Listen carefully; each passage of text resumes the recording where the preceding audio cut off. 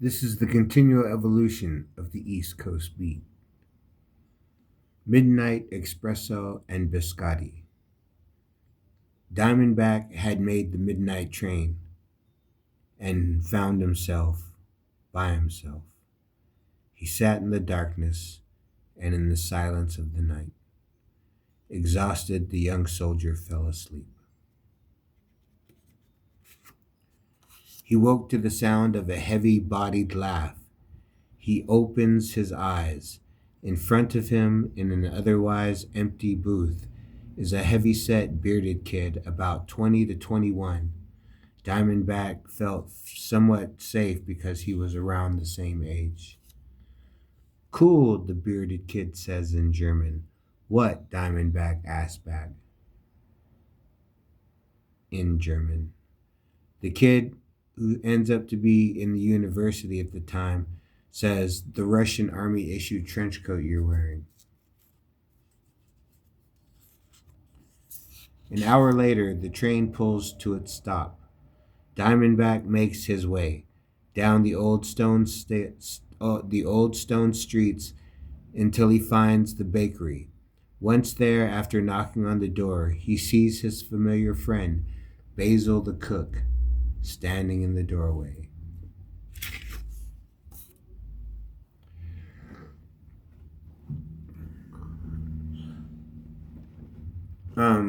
I just learned today that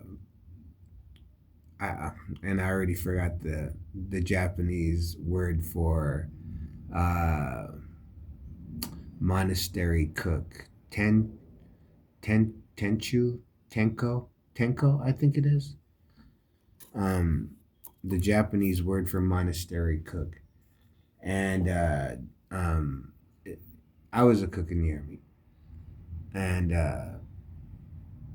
the monastery cook also does a lot of hard. Not only is he a cook, but they choose them to go to the market and bring back the crate full of food. It's like back then cooking. You have to cover everything. You have to get the food to you. You have to go to the market. You have to grow it. You have to whatever you have to do to cook it is what you do to cook it. If your monastery doesn't have the money to buy it, you have to make it. You know what I'm saying?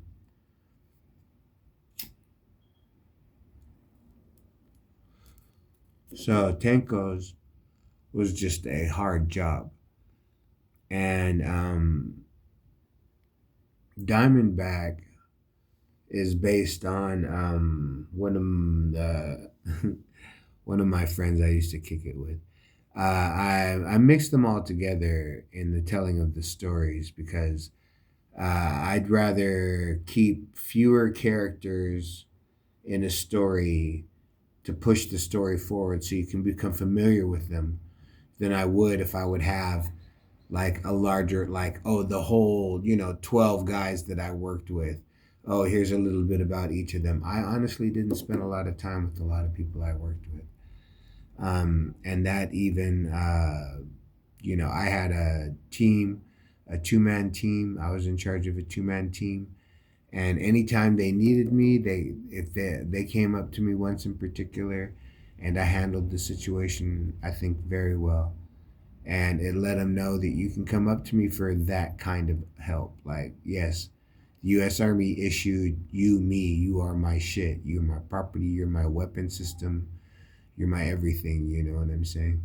So, if some E6 wants to come and try to pull rank and push on an E3 in line, you know what I'm saying? Yes, you come get me. I'm in E4, but I'm a one timer. You know what I'm saying? So it's hmm,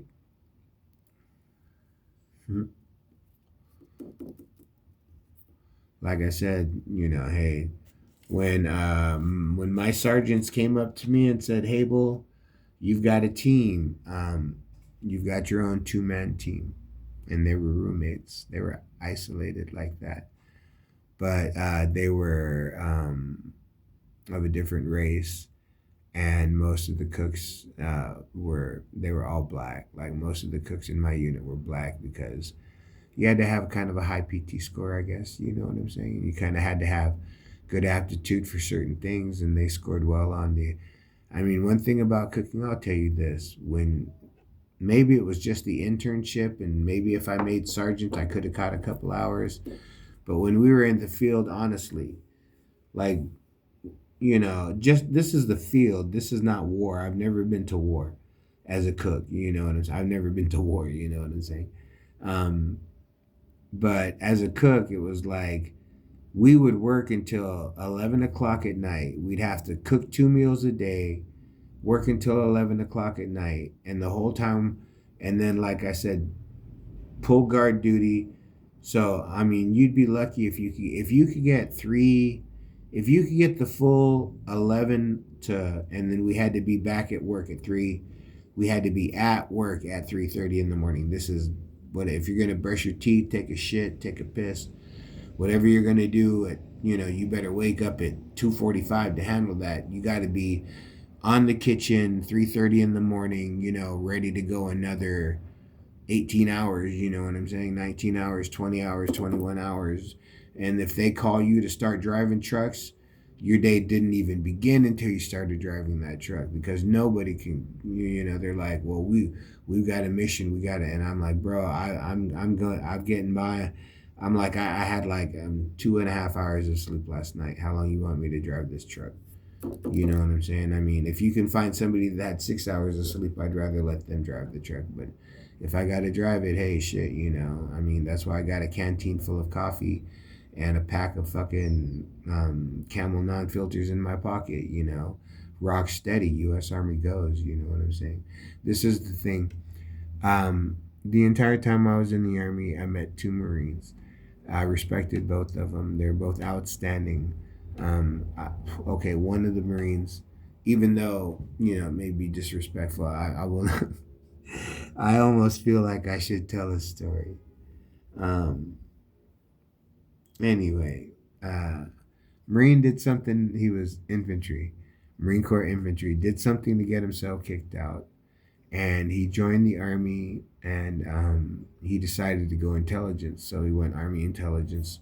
And because he was the most senior, in experience as a cadet, not a, I don't know what they recruit as a recruit, um, because he was the most senior soldier out of all the recruits. He was called our platoon leader or squadron leader or something. I can't remember exactly what it was called, but I'll tell a story about this guy. I mean, there's a couple stories I could tell, but this guy. One day they call us out. I'm in Missouri, and they call us out, and it's raining, and they call us out, and they call us to attention, and I mean the rain is coming in from the sun, from this side. You know what I'm saying? And we're just wearing hats and a field jacket. We're not wearing our rain gear at all. Um, and this rain is actually half frozen, so it's like half frozen ice water hitting you on the side of your neck and face and then running down the back of your jacket, you know what I'm saying? And I used to be pretty tolerant to cold. And at one point, my teeth are chattering. I'm just standing there, you know. And this guy, oh my God, he's standing in front of us, and a lot of people shaking, shivering, teeth chattering. This guy turns around. I can't remember his name though. This guy turns around, says, "Hey, we are at attention." He says, "None of this, no shaking, no shivering, no teeth chattering." He says, "Do I need to show you how to do it?" And he turns around and calls attention. And I swear, I stood there and I was like, I will not move until this guy moves. And my teeth started chattering again, and he just stood there, and I was like, oh my God.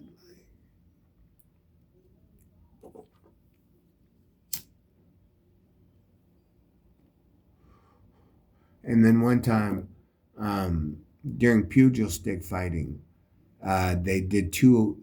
They stuck him up against a guy, and he broke his wrist hitting the guy.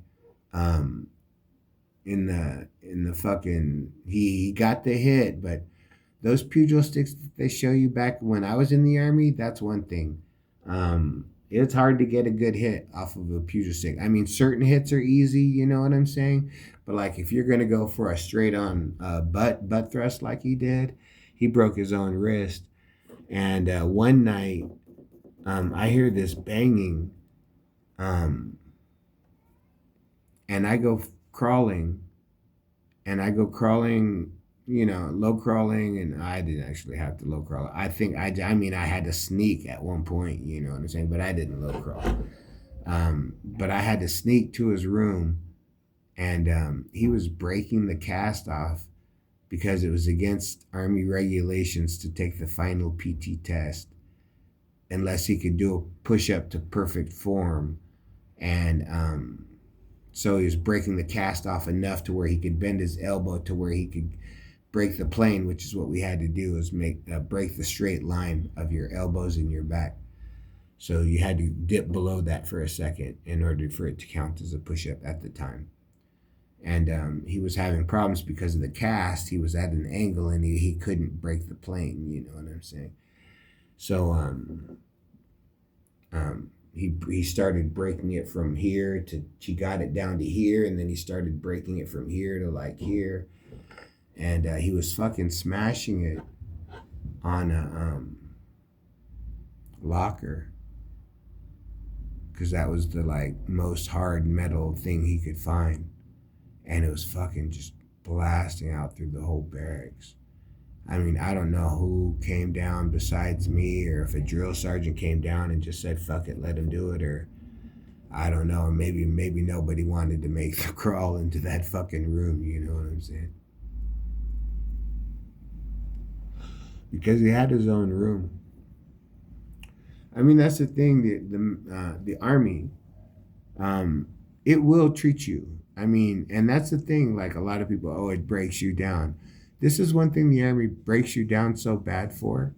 Okay, you wake up hungry for pancakes and peanut butter and oatmeal and bacon and eggs and hash browns. You wake up hungry for that every day. You wake up hungry. That's how the army treats you, by breaking you down. And when they say go, you go. I don't care, I mean, I know, some guys run into problems while they're in the military and they can't perform, their duties to that. That's why I got out, because I couldn't be a field soldier anymore. I was physically, no, but I could still psychologically and mentally, when they said go, Hable went, you know what I'm saying? And when they said this needs to get done, Hable got it done. You know what I'm saying? So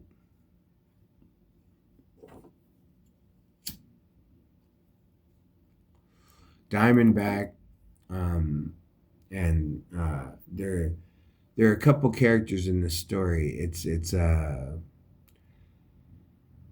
Diamondback and Scarecrow are both characters in one plot line, and then another plot line, it's two separate soldiers. It's in other characters, it's two Buddhist monks.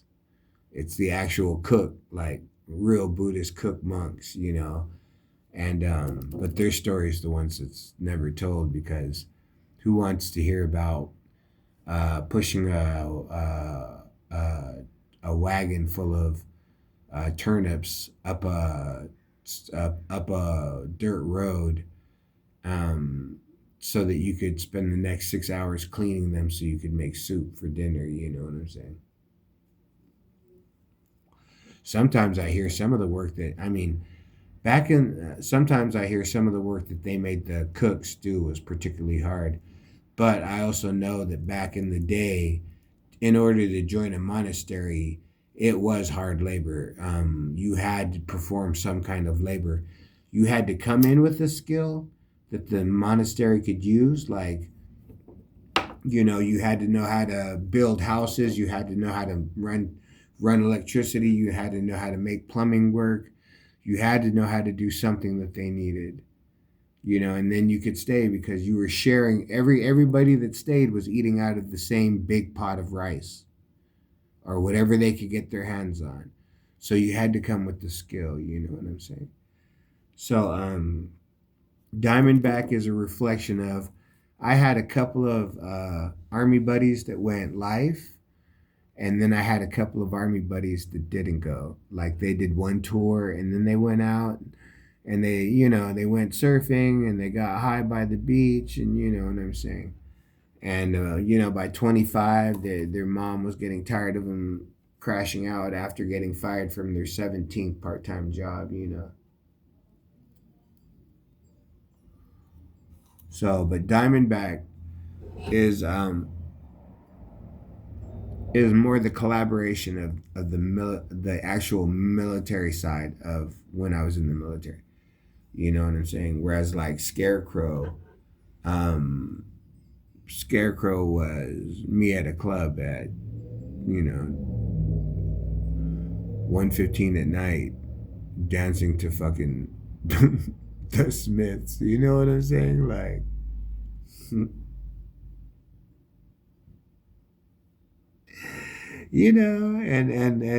and people being like, "Oh yeah, that's smooth." You know what I'm saying? Like, I don't know. Germans loved me. You know what I'm saying?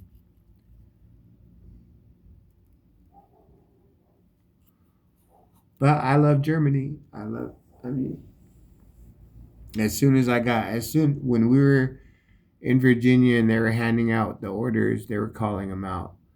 And they started calling out, all these different forts in the United States. And I was thinking, oh, I'd like to check out this. I just didn't want to end up in a desert. I mean, I'd rather be someplace cool. You know what I'm saying? But uh, they're all of a sudden they start calling out Germany, Germany. They did like 20 in a row, and I thought, oh, they probably all out. And then I hear my name, and I'm thinking, oh my God, you know what I'm saying? And they said Germany, and I was like, oh sweet. I took 3 years of German. I still have friends in Germany. You know what I'm saying? I was like, that was set. So it was a great experience for me, but I'm not Diamondback. You know what I'm saying? Like Diamondback is the is as militant as it gets with the people that I know because the whole thing is like Diamondback, Scarecrow, Basil. What's the whole?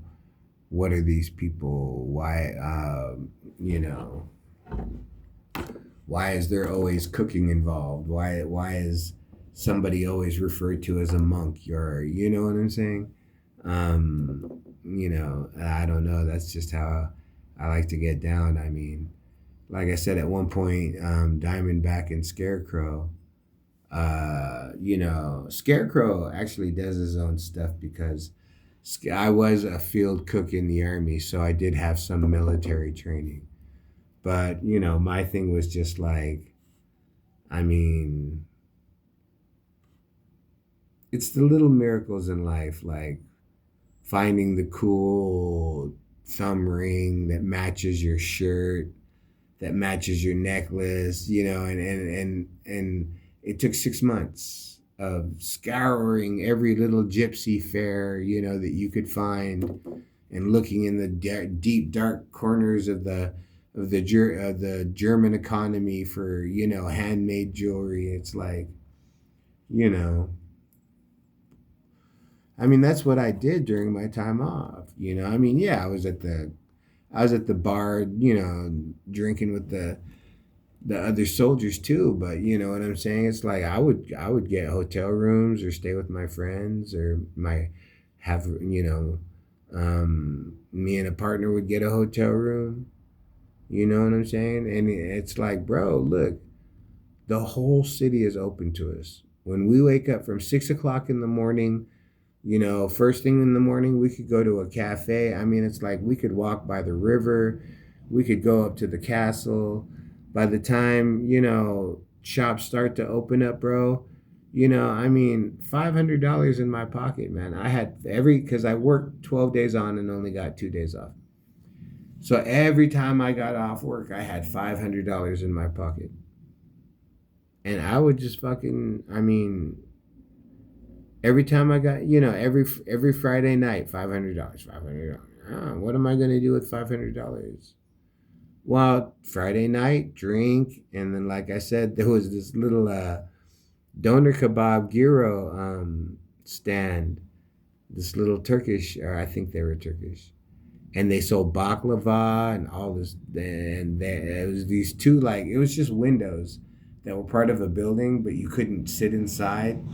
You could only order from the window. You know what I'm saying? And they had baklava and all these other Middle Eastern goodies, and I would either get a doner. Sometimes I would get a doner kebab, but every now and then I get the baklava.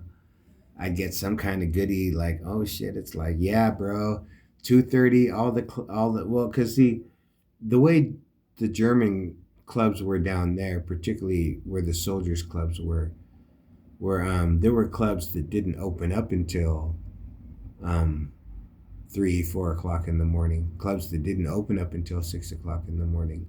Some clubs didn't close until 4 o'clock in the morning. So like I said, if you wanted to club until, if you could club for 12 hours, bro, dancing to, I mean, that's one thing I liked. I'd go, shit, if I could feel the bass from outside, I'd want to go inside. I'd be like, yeah, let's check this out. You know what I'm saying? And that was that was more how Scarecrow operated. Diamondback's character is,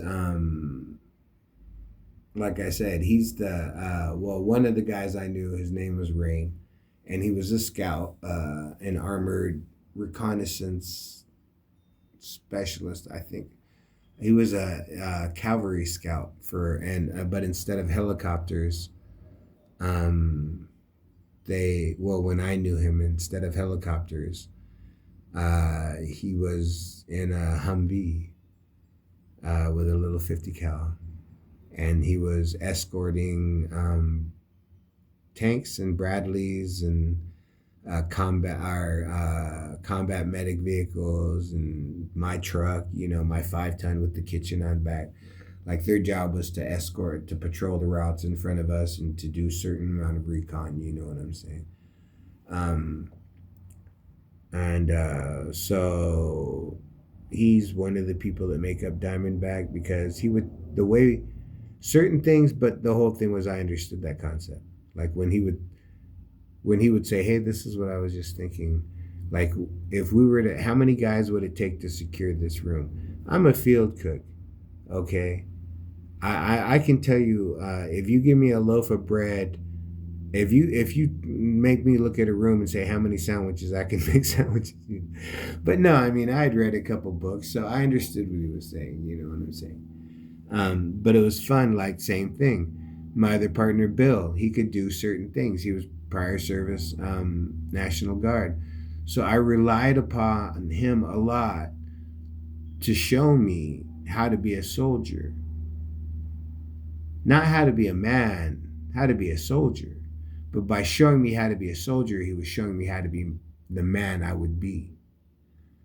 So Rain was the fun part of it. Bill and I had a little bit of fun too.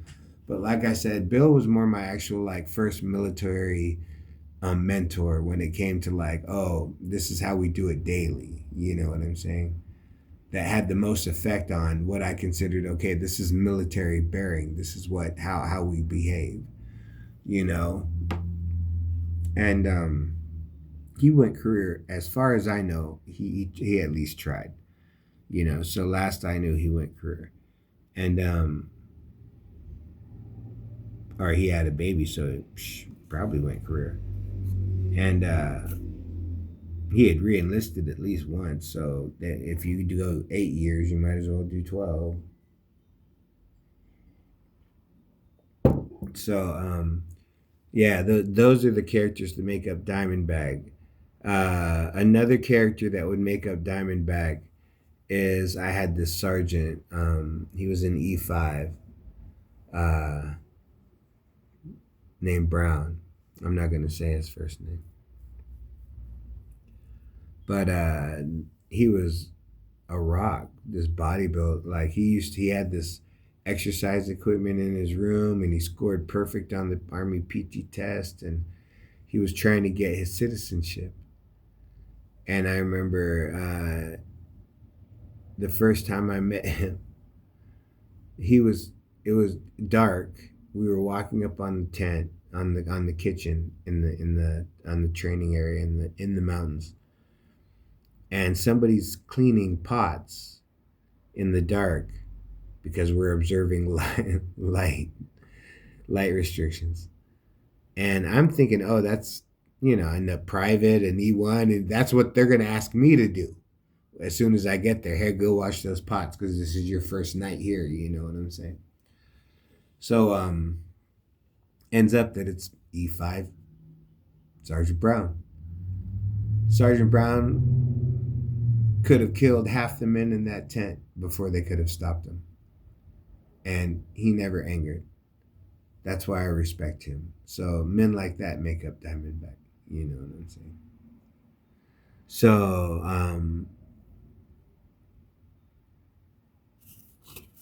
that's part of the influence that I had growing up. And then Scarecrow was the more off military time, but I always spent it in the company. I either spent it alone or in the company of soldiers. And when I was alone, I would do what I did when I was with one or two other soldiers. But in the company of other soldiers, no. You know what I'm saying? At the soldiers bar, I mean, that's just how I was, but like on my own, I'd walk a city, like I said, I'd buy a shirt. I'd walk into a club blasting techno, selling thongs in the middle of winter, and I'd still walk in there and we'll walk around. I got $500. Maybe I'm into thongs, you know what I'm saying? I don't know. Um, so I would just walk around downtowns. I'd go to a different downtown and find a pub where university students were. This was Scarecrow. Find university students, talk about Leonard Cohen and the Green Movement and, ecological awareness. And I'd be like, I would tell people at the time, bro. I mean, this was when I was 20. Now I just got divorced. I'm like 19, 20 years old. I'll tell people at the time, bro, I am fucking like, because I would just say, look, the way the world is going, I don't want to bring life into it. I have no problem living it, and I want to live it as fucking grand as I can. But I just didn't want to bring life into it. So, how do I play? How do I party? What do I want in the end? Peace for everyone. Why not? You know what I'm saying? And if that means that I don't get to be Elon Musk's, nemesis as richest man in the world, I can live with that. I'll take the peace. You know what I'm saying? So the continual evolution of the East Coast beat, who has helped carve you into the form of man or woman or beast that you are, you know what I'm saying?